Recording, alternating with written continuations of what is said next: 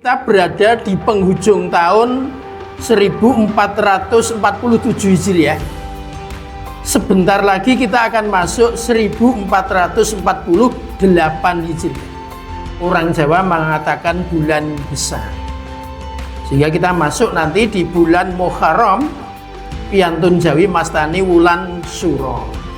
Intine nek sedulur ki jodaan Rawangun, gitu. Jodaan pripun? Rawangun. Sesama muslim kok jodaan bermusuhan, ora wangun. Berhubung kita akan memasuki tahun baru Islam sebelum tanggal 1 besok Selasa ya ta? Diwawuh sik. Dinapake? Wawuh.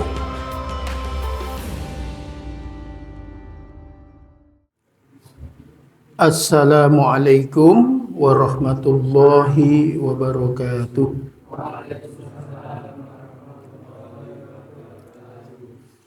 Alhamdulillahirabbil alamin. Wassalatu wassalamu ala asyrafil anbiya'i wal mursalin wa ala alihi washabbihi ajma'in, amma ba'du. Ibu-ibu beserta bapak-bapak yang kami hormati, jamaah Masjid Darul Khairat Dusun Tegal Sari Trimulyo Sleman yang kami hormati. Alhamdulillahirabbil alamin, kesempatan pada sore hari ini kita bisa bersama-sama melaksanakan pengajian yang sebenarnya harusnya malam Ahad, karena besok malam Ahad kami ada tugas ke Kebumen, berangkat jam 12.30 siang, nanti pulangnya Ahad jam 17, sehingga kami tidak bisa sepakat dengan takmir ngajinya maju sehari. Nah, niki sing hebat senes ustate ning santrine. Karena memang santri di Darul Khairat ini setiap ngaji itu wajahnya itu kelihatan punya 3 keistimewaan. Yang pertama, sinar matanya itu kelihatan ini wajah-wajah calon penghuni surga. Amin. Jadi tatap matanya itu tatap mata menyejukkan, gitu. Penuh keimanan dan ketakwaan kepada Allah Subhanahu wa taala.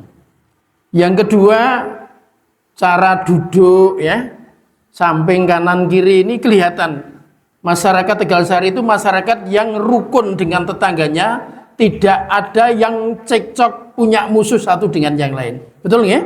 Betul. Yang ketiga,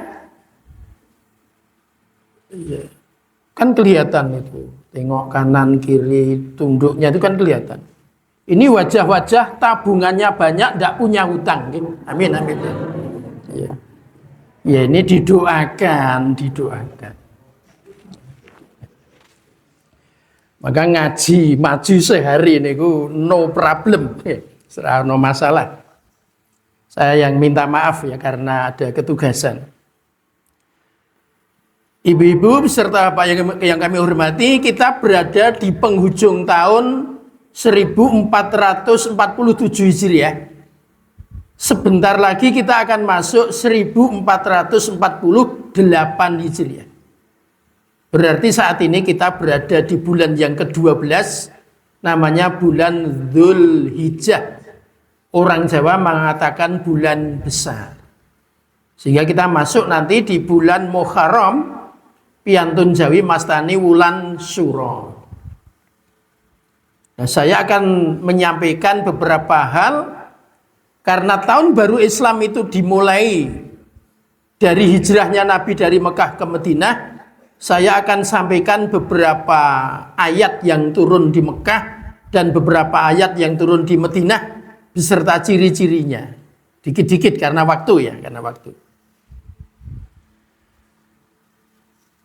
Al-Quran yang turun sebelum hijrah ya, itu disebut ayat-ayat Makkiyah.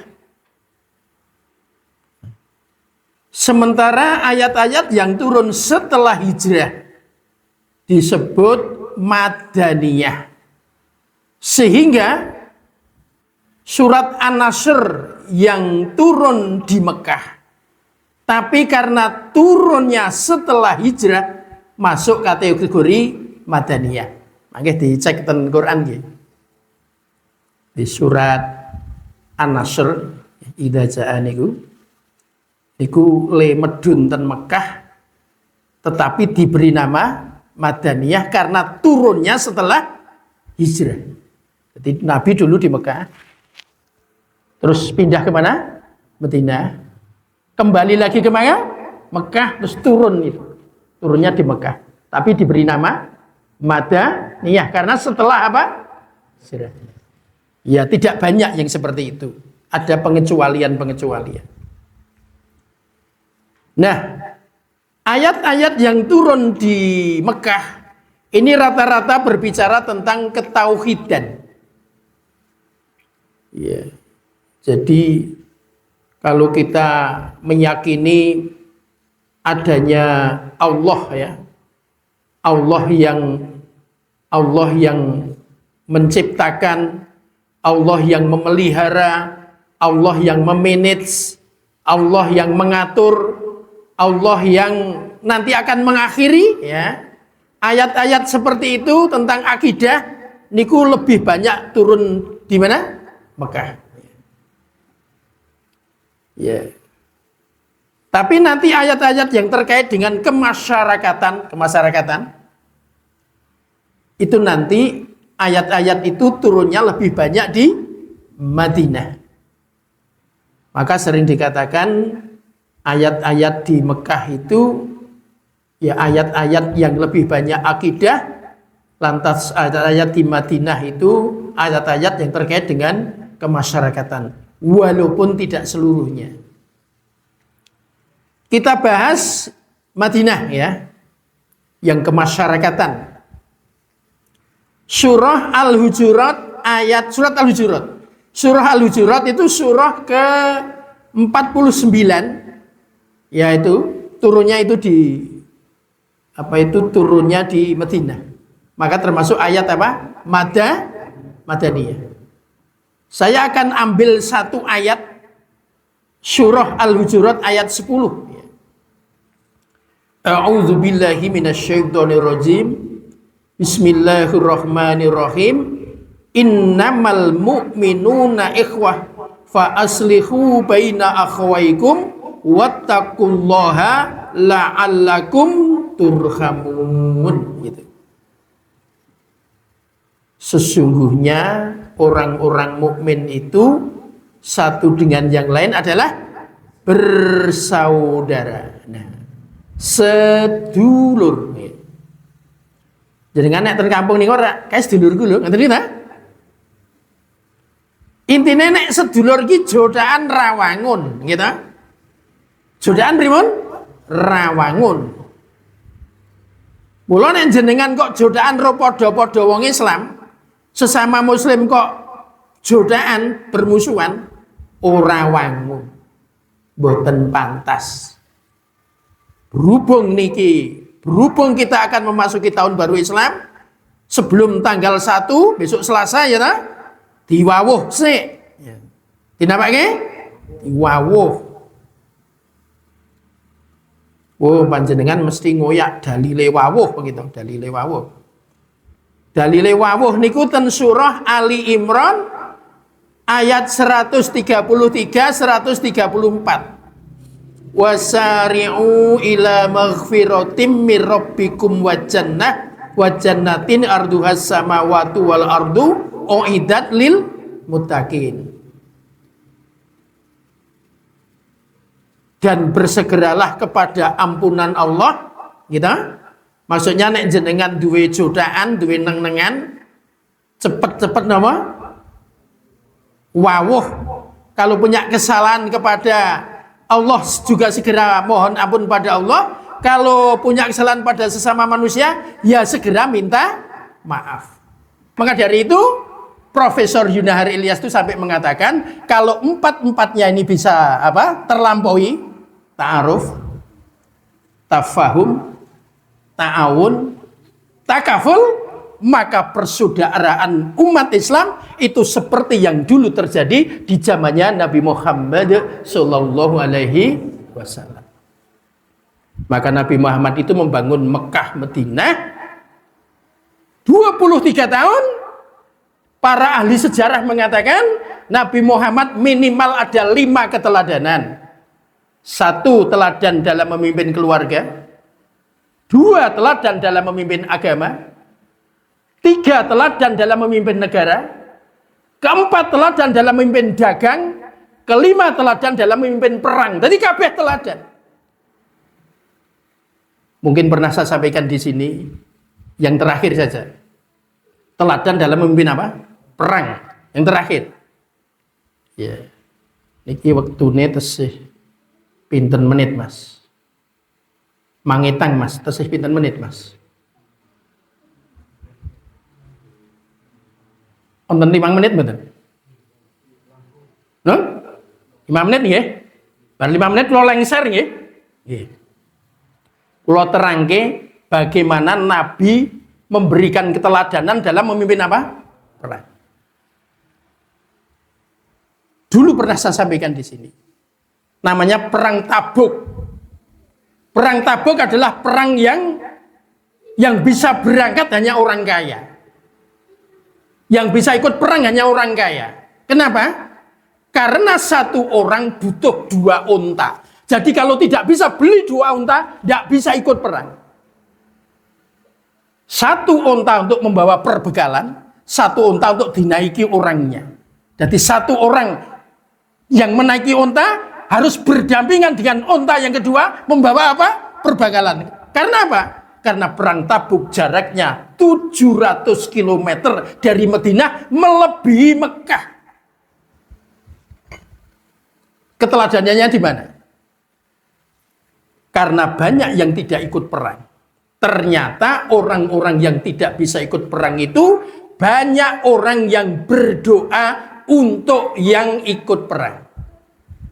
Dan Nabi tahu bahwa di suatu malam itu banyak orang yang tidak bisa ikut perang, dia berdoa. Sehingga ketika pasukan itu sudah menjelang diberangkatkan, ketika dikumpulkan oleh Nabi, maka orang-orang yang berdoa karena dia tidak bisa ikut perang tadi dikumpulkan oleh Nabi untuk menyampaikan isi doanya di hadapan orang yang akan ikut perang. Nabi tahu sebenarnya seluruhnya. Tapi Nabi langsung meminta kepada orang-orang yang berdoa itu di malam itu. Siapa yang tadi malam berdoa gitu? Tolong maju ke depan, sampaikan isi doamu tadi malam kepada pasukan yang akan ikut perang. Apa isi doanya? Pertama, orang tadi menyatakan, "Ya Rasulullah, saya tidak ikut perang karena saya tidak sanggup membeli unta. Karena kami tidak mampu untuk membeli unta." Karena untanya harus berapa? 2. Jadi sudah mohon ampun kepada Allah. Semoga kami semua yang tidak ikut perang, dosa-dosa kami diampuni, tapi kami tidak ikut perang karena lantaran tidak sanggup membeli unta. Seandainya kami bisa membeli unta, maka kami termasuk orang-orang yang akan ikut perang. Itu yang pertama. Yang kedua, disampaikan kepada Nabi, "Ya Nabi, apabila yang ikut perang pernah berbuat zalim kepada kami yang tidak bisa ikut perang, maka kami yang tidak ikut perang seluruhnya sudah menyatakan memaafkan atas kesalahan semua orang yang pernah berbuat tidak baik."